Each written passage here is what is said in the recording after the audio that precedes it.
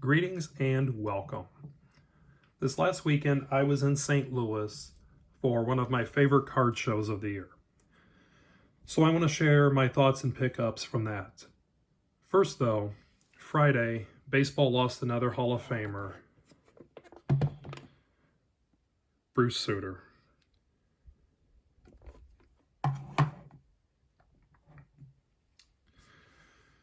Sutter's enshrined in the Hall of Fame wearing a Cardinals hat, but played the first 4 years with the Cubs. And he's also the first pitcher to reach the Hall of Fame without starting a game.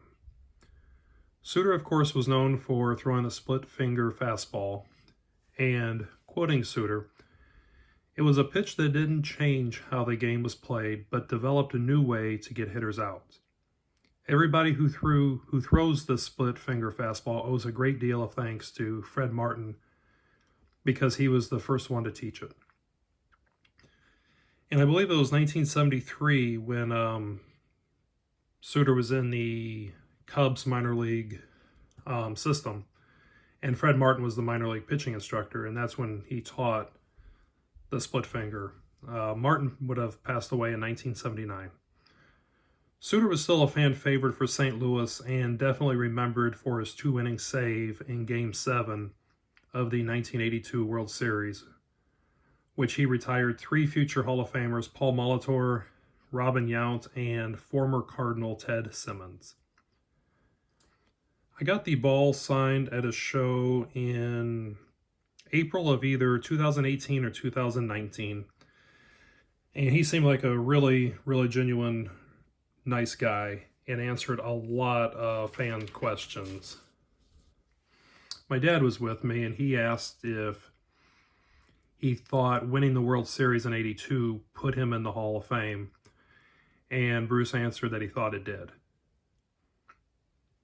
Cardinals have lost a lot of Hall of Famers lately with Sutter Friday, and then a couple years ago with Lou Brock and Bob Gibson. So not the same in St. Louis. But back to the show. I took my dad and went to this yearly card show in St. Louis. It's not a large show by any means, but it's one of my favorites to attend. And as always, I really enjoyed it, but this year the prices were crazy high on a lot of the cards. You know, when you go to shows, there's always a few dealers at every one that have higher than normal prices, but I'd say the majority of the cards were much higher than comps. So I just bought less and found some things that were fair priced.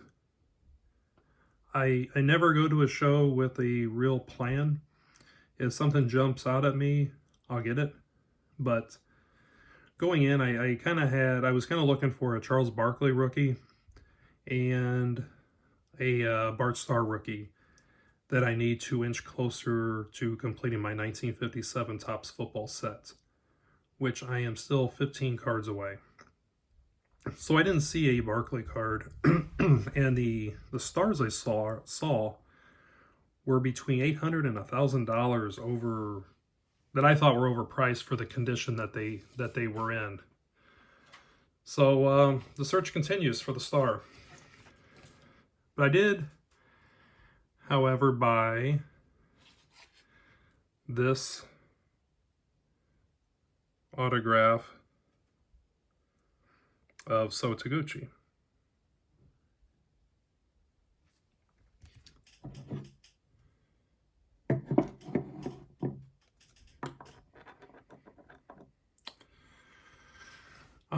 Or as Mike Shannon would call him, the Soul Man. I didn't have his autograph, and he's currently managing in Japan. And from my understanding, it's pretty unlikely he'll ever come back for a signing. You never know, but this was a pretty fair price. There's not a ton of autographs out there that I've seen of him. And so I jumped on it. So I picked it up. Taguchi played with the Cardinals from '02 to '07 and was on the '06 Cardinals World Series team. That card I showed is from '05, which I prefer something from '06, but beggars can't be choosers. and '05 was Taguchi's best year with the Cardinals.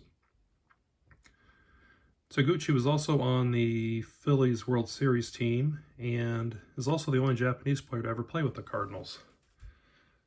So, picked up the So-Man.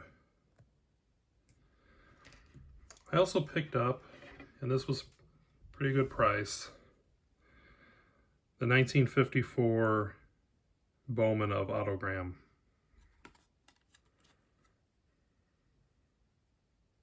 Sorry for the glare.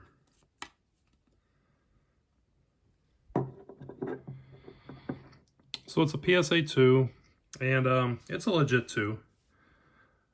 There's a little bit of a crease in it, and you can see a little bit of a mark right there. But I did not have an Autogram in my collection, and I wanted to have one. There's thousands of cards I still want in my collection, and to spend money on a really high-end Autogram, I probably would never get to it. It's I really wanted it, but like I said, there's a ton of other cards I really want.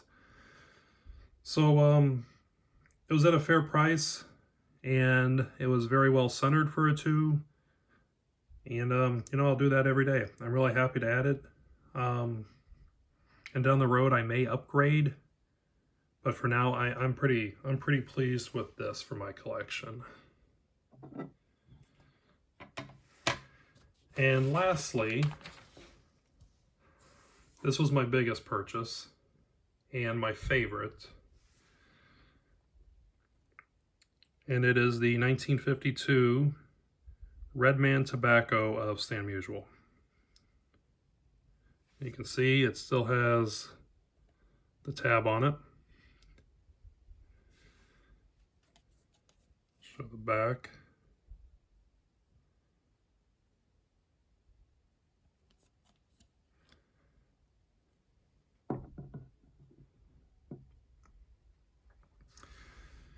This is my first non-Topps Musial, so I was pretty pumped to find this at a very fair price.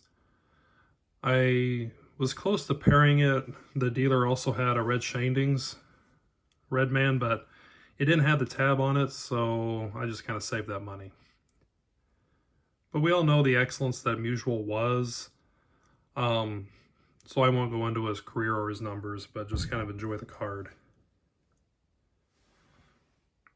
But between the Musial,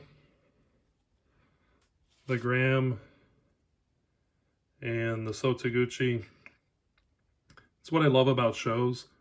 Went in looking for a Barkley and a Star, and I left with these. So, thank you for watching, and enjoy your collection.